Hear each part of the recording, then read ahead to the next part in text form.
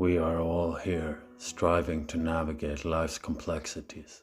We find ourselves struggling to achieve an ideal, one instilled in us by previous generations, people who, in truth, never fully attained it themselves. We permit ourselves to endure pain in the present, driven by the hope of future happiness. In the process, we often sacrifice crucial bonds with family, having been taught to prioritize suffering in pursuit of a success we have idealized. Our idols extol the virtues of hard work, which we interpret and internalize, fostering narcissistic behaviors that are subsequently rewarded by society, ultimately leading many of us into workaholism. The higher one ascends the proverbial ladder, the lonelier the journey becomes. No one can truly comprehend what it means to reach the summit until they are there themselves, fully experiencing the profound loneliness that accompanies such heights. In the pursuit of a distant ideal, disconnected from reality, we construct an image in our own minds driven by the desire to embody this internalized vision. Along the way, genuine values are often lost to history, replaced by a belief in a race for material possessions. The one with the most toys on their deathbed wins. The concept of a monetized system serves to separate and classify individuals, encouraging the prioritization of wealth over family. Each person defines wealth subjectively according to their own needs, desires, and understanding of it.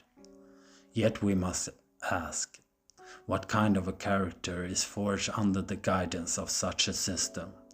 What values are truly cultivated when all that one has ever wished for is finally attained?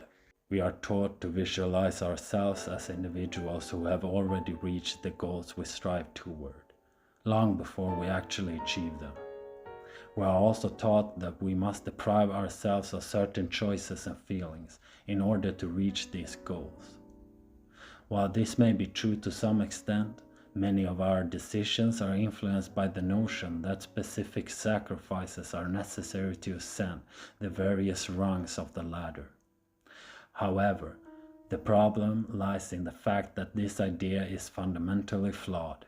We cannot know what awaits us in the future, nor can we predict what will be required of us. Even in moments of struggle, pain, and agony, we convince ourselves that these experiences serve a greater purpose. But how can we be certain?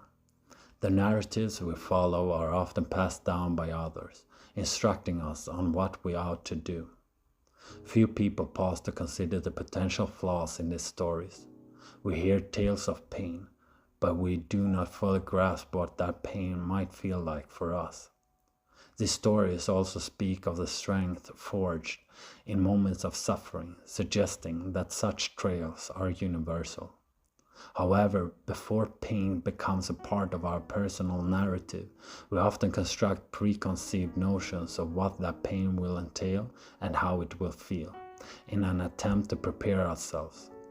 Perhaps, if I anticipate it, I can be kinder to myself when it finally arrives. Yet there is no true way to prepare for it.